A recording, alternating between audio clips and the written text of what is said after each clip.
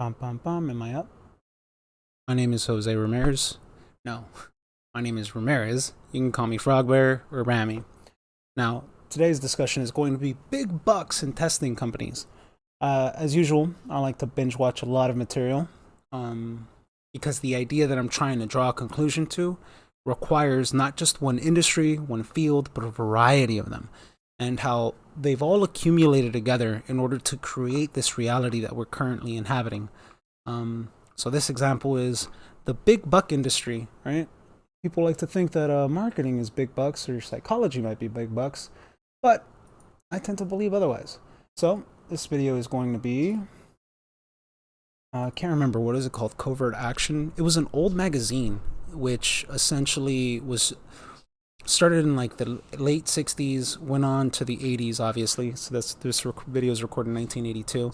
And their magazine and their whole purpose and their whole what they wanted to do was expose all of the weird covert action or the covert operations that the CIA was conducting on American citizens. Now, they also like to highlight how big industry and all of these other lobbyist groups get together and essentially tweak the values of the system that we live in and how they largely affect it by and large. Now I'm going to play. It's going to be about testing facilities. I have an astonishing story here that I think will be on possibly Simona College's 10 biggest stories that's been neglected for this year. This is a story that I haven't seen reported on television or in any of the media, and it is the trial that's going on now of the top chemical testing company in America called the Industrial Biotesting Laboratories that is now going on in a case that in these times, and a story on this, alleges is the most massive scientific fraud in U.S. history. Since 1953, the Industrial Biotesting Laboratories is the largest corporation in America that tests all of the chemicals that are used in herbicides, pesticides, that are used on many different products that we use daily. What these corporations do is they pay this corporation, Industrial Biotesting Laboratories, money to carry out tests to see if the products that these corporations want to sell are safe or not, and then the government takes a look at the tests and certifies on the basis of these chemical tests whether a product is or is not safe. Well, after 7 years of government investigation, it appears that there has been massive scientific fraud in the testing that the test laboratories have been carrying out. In other words, they've been doing shoddy scientific research and testing. They've been covering over dangers in some of the products that we use, falsifying evidence, doing shoddy examination, making claims in tests that they didn't really carry out, failing to experiment for certain dangerous chemicals and substances. So it could be that many, many products that are now on the market that went through this company are dangerous. To give you a sense of the magnitude of what's at stake here, the In These Times stories indicates that over 10,000 IBT studies have been carried out to register products for the American market, and at least 2,000 of them are primary research that no other testing company or no other government test was carried through to test the safety of these products. Moreover, independent Canadian and American scientists have called the majority of the studies that this corporation has carried out to be scientifically invalid, and they claim that almost all of the insecticides and herbicides that are on the market today, over 325 of them that were certified by this company in their tests, may not be safe at all. So this is a massive scientific scandal that may have a lot of importance for us, because this may mean we've been using products that have really not been safe. And this hadn't been covered at all in the media that I've seen about, even though it seems to be a major story. So, coming back to what I pointed out with even my previous video with gay frogs, which is to show, right? He said 1953 is when this organization started. I've been cataloging since 1930s. I never thought my research would lead me past World War One and all the way into like the ending of World War Two and the ending of World War One. But again, I'm just noticing a trend that somebody decided that the free market should no longer be laissez-faire, and it decided that, I have all this money, I have all this capital, and I have access to the best minds in the world. Why shouldn't I affect the world? Why shouldn't I affect the world's policies and get it to do what I want? So, this is just me bringing it back to unmalleable or malleable. Clearly, We have research institutions who have clearly taken a vested interest in how this reality works, how it operates, and how research, in this case, how research is largely guided. There's this big trope that we've seen with big business, big corporations, is them using byproducts and then finding a way to find a use for this byproduct in order to either put it in our food, put it in some form of industry, because the way that these corporatists, or at least these oligarchs, these bourgeoisie, the way they see things is all of the products that I make, even the byproducts, should be used in some meaningful way. It's kind of how Rockefeller figured out that he could use petrol ingredients into making medicine. So this largely brings up the fact that, or at least I want to bring it up as a fact, that our reality has largely been dictated, guided, and not purposefully planned, right? They didn't have the best minds in the 1950s. It's been a progressive thing. They've progressively have kept funding certain people that have certain research that either fits their agenda or doesn't fit their agenda. And if it doesn't fit their agenda, or when they discover that it doesn't really fit the agenda, they scrap it. Big example of this would be in the 1960s, when they were just bringing men into hotel rooms or bringing men into back rooms using females to attract these men. And then when they got the men in a vulnerable state, they fed them LSD. And this was a large experiment. This is one of the only experiments that we know that was actually conducted with MK Ultra. Most of the other research was destroyed. But in the idea of searching for the Manchurian candidate, what I think they were largely trying to do was create a streamline, an assembly line way in order to mold the minds of people to end them in the same place. Keep in mind, if we already know that there are these key points in somebody's development that will largely shape their ideas and form their ideas, right? All education is guided.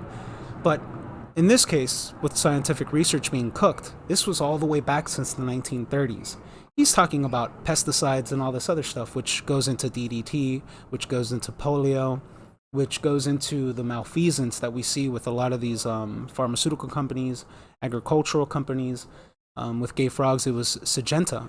And right, this organization obviously doesn't exist since they actually got taken to court. But look at Syngenta. Syngenta was a completely different company. Then they decided to use their funding, use their wealth, use their money to create Syngenta Protection Incorporated, and then they used that as a research facility in order to guide the research of how it should be done in testing their products. How does that work out? The company that creates a product is also the company that creates the standardization of how to conduct research on their products? Doesn't that largely seem a little monopolization? But again, that's just one aspect of things. We could also talk about Monsanto and the way that they've largely egregiously attacked farmers, and they would largely purposefully place themselves in certain key locations where they know that spores would fly off of their field in order to land into other people's fields, etc., etc. We can also talk about Bill Gates, the U.S. aid funding program that Kissinger would use in order to purposefully starve nations in order to pressure them into getting assigned whatever paperwork was put in front of them. This goes deep, right? This is why I kind of largely do not like the fact that I found myself in this position that I have to explain the reality tunnel that we live in. Right? So when they would purposefully tell these scientists or these research facilities what to avoid, how to avoid testing for these things, or largely, like in Dr. Malone's case, they would pay Malone, get the research, take it, and tell him, okay, you can fuck off now. We're going to file all of this. But Malone was smart enough to follow his own thing, and he won by a narrow sliver his patents, because if it wasn't him that was going to own these patents, it would have been the Salk Institute in his case. And if the Salk Institute owned these patents, they would have largely right, in this case, right, because Dr. Malone spoke out, he had his career largely destroyed afterwards. But because he owns the patents, it's a very difficult position to say that he's not an authority on this when he largely developed the technology that allowed for that technology to push forward. It was other scientists that kind of took it home, but at the end of the day, if it wasn't for him discovering a way in order to, I can't remember what exactly it was, but it was his part of research was to get the body not to reject the foreign DNA material, is from what I understand. It was other people that took it further and actually developed it in such a way that the human DNA strand would actually incorporate themselves to the artificial mRNA. But that's a whole other topic that I still need to do reading on. I'm just briefly explaining this, largely because this is what goes into our food supply. This is what goes into our vegetables. The next Matrix vid that I am going to create, Matrix Vids, is basically a compilation of videos that I find that either break the reality, the simulation reality, or they largely start forcing you in a position in order where you have to question the reality that you're looking at. In these series of videos that I posted, this guy got fired because he posted this, which is essentially showing you that there is a backdoor industry where they largely grab all of the junk food that doesn't sell, they send it to this processing facility where they grind it all up, box, plastic included, grind it all up, create these little tiny pellets that are then fed to the pigs, the cows, and all livestock in America. So just when you think that you've escaped GMOs, no, you haven't. Essentially, GMOs is what is essentially being used to form the muscle or the meat groups that are on all these animals. If that's not animal abuse, I don't know what is. Like Greenpeace, PETA, and all these dumb organizations think that they're doing something good without realizing that it's these big corporations that are an even bigger problem than somebody like a normal citizen would do to an animal.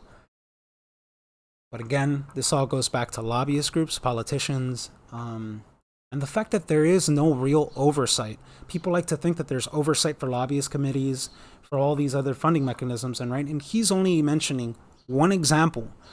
The thing that I'm trying to find research is it's called the Human Ecology Fund. The Human Ecology Fund was basically a front. It was an LLC front for the CIA in order to use government money and various other forms of money to inject it into certain people's research. And largely when that didn't work, they scrapped the idea and then they destroyed the fund, and then we didn't do anything. We were completely fine. But you'll always notice that the CIA is kind of behind all these things. And you have this intelligence organization that is supposed to be working on the behalf of Americans, but it's not. It's essentially working against Americans in order to poison them, control them, manipulate them, create these really weird obfuscation systems. And the reason why I say that is because think of Operation Mockingbird. Operation Mockingbird, I think, is just a part of a bigger system that they were trying to create. So when you have a teacher telling you the way, all right, so if you have a teacher telling you the world is this way, and then you go to the news, the world is this way, then you go to television shows, the world is this way, and then you go to freedom thinkers, intellectual thinkers, or any other form of talking head, all saying the same thing, the world is this way. That is a compounding factor in somebody's belief system. It's kind of why, it's not that I believe in flat earth, but they do have a point. Where as long as you keep repeating the earth is round, they largely will believe at the end of the day that the earth is round without having visual proof. I'm not making an argument for flat earth. I'm just suggesting that look at how visceral somebody who believes that the earth is round, if they meet or encounter a flat earther, they get very visceral. It's like, how dare you deny my reality? It's a form of gaslighting to them because everything that they've ever seen in the world, all of the movies, all of the television shows, all of the science, all of the institutions say, the world is this way. And when one person comes in and says, well, could the world be a different way? Look at these weird things that we've noticed that don't meet the model that you have. Then you get a whole big fight over a belief system. That's why I really like that Carl Sagan video that I included in one of my Matrix videos, is because he brings it up where it's, if we don't teach people properly, in order for them, it's like, it's not about teaching them science is this way and it's always going to be this way. It's like, no. You have to teach people coherently enough to understand the science so that when they question it, they're not coming from a place of ignorance, from a place of, just like they have the mental capacity to question it, validate it themselves, and then realize, they were telling the truth overall. None of that exists now. It's trust the authority. You can't question the authority. Look at how our politics has become. Look at how it's largely manhandled people into certain positions. It's why you're either a part of the blue church or you're either part of the red church. When in reality, the blue church, red church, Democrats and Republicans, for those who don't know, I'm adopting terminology from watching all these videos, but because it's a church, it's a set of belief systems that once you adopt these belief systems, it's hard for you to leave the plantation. It's hard for you to not think that there is nothing but truth in these schools of thoughts. When in reality, when you kind of stand back from it, if you're a part of the red church, you have your own news networks. If you're a part of the red church, you have not only just your own news networks, your own talking heads, your own belief systems that are said to be associated with the red church. Same with the blue church. You have your own news networks, you have your own journalists, you have your own talking heads, you have your own, and when you think about it in those terms, the blue church has a lot more power because they have a lot more talking heads. They're more approachable in the sense that they put it on TV, they put it in music videos, they put it in all facets of your reality, because it's not that they're telling you that you have to believe it, it's they're suggesting to you that this is the right way to go. So it's kind of what this scientific institution is doing with using this American scientific organization in order to say that, oh, the data says this. They hand it over to a politician. The politician does not know how to validate any of these statistics. So he's like, the science must be right. Why would they lie to me? Passes it.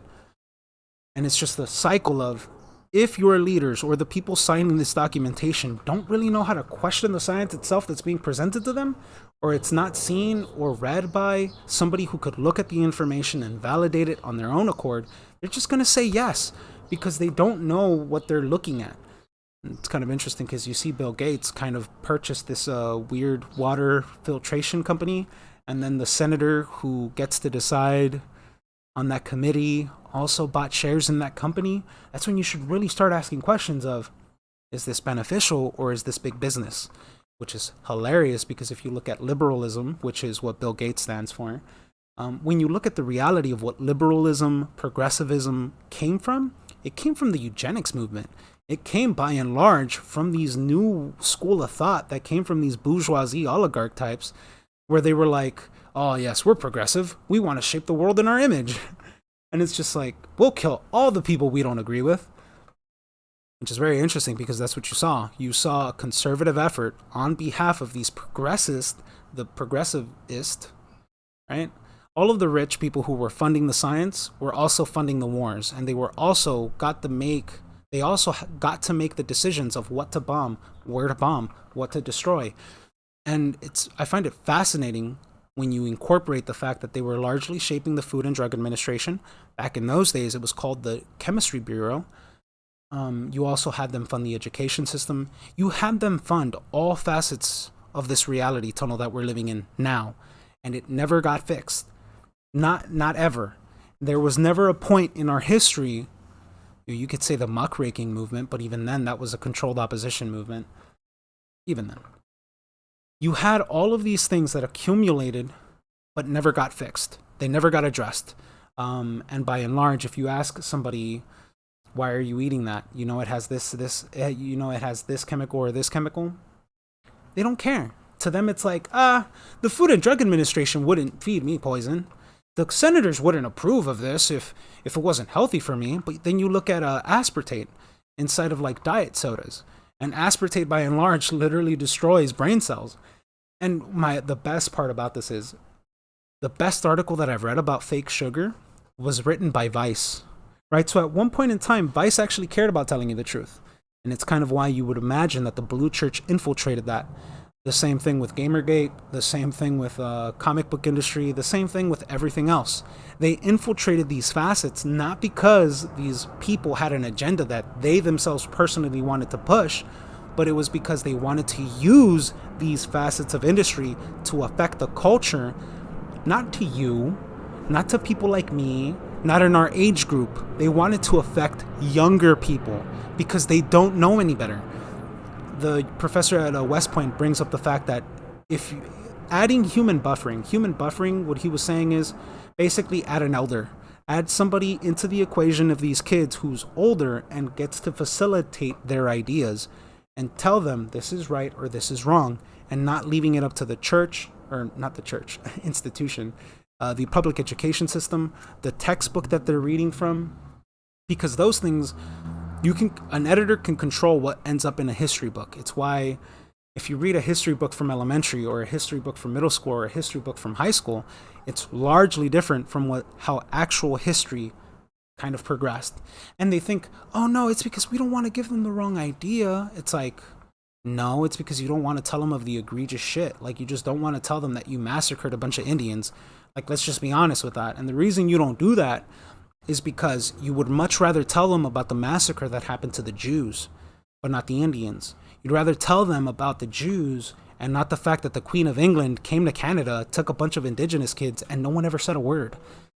You would much rather talk about Jews than talk about all of the skeletons that have been found in the backyard of these Catholic churches in all the way from Canada all the way to Northern America.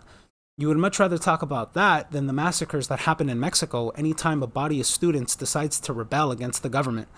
And this has happened more than 5 times in Mexico, where you've had bodies of students get such critical mass in their movement only for the government to come in, kill those specific kids, and then just, oh, we don't know what you're talking about. That didn't actually happen.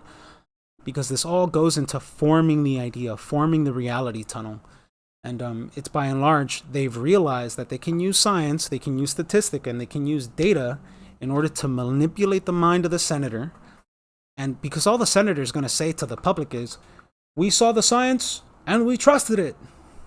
It's like, what? It's kind of why I find myself in a very difficult position where I have to look at this from a non-objective point of view and kind of look at the ins and out of what was occurring during that time period. And the fact that it starts with this guy in the 1930s leads to a whole other linchpin of dominoes, that it wasn't just the education system, and it wasn't just the sexual revolution. It wasn't just political movements. It's been this deliberate action. Right at the beginning, I'll say that it wasn't deliberate in the sense that they knew what they were going to do in the next 40 years. No. They didn't really discover system science until 1962. By 1962, they knew that there was a new way of approaching manipulation on the human being. And it's kind of why I largely believe that MKUltra was started. And the people that they had to do these programs were the very people running asylums in Germany. So they picked people that weren't viewing Americans as humans, but viewing them as test subjects, viewing them as lab rats. And it's kind of why it's such a detached way of looking at life. And, it's kind of why they themselves sold themselves on the idea that this is okay for science, right? And when it came to the isotope files, not the isotope files, the plutonium files. The Plutonium Files is a book that writes and details out the experiences of human testing here in America that involved radiation testing, where they would purposefully feed school children, they would purposefully spray radioactive materials over schools, they would purposefully feed pregnant women radioactive material, claiming that it was a cocktail, then irradiating the organs of certain prisoners in order to test for radiation and how NASA scientists would react in space, right? Someone had to approve of all this, and he wasn't even American, right? All of the people that conducted all these experiments did it under the guise of national security. And, it gives that obfuscation of authority where, the authority figure said, it's for the greater good if we can save just one life. Think about how all of this is a known science on how to manipulate people into their expectations to being subverted, right? So, how long am I? 24 minutes! I did not expect to talk for that long. I'm very sorry that this video is this long. My name is Ramirez, and yeah.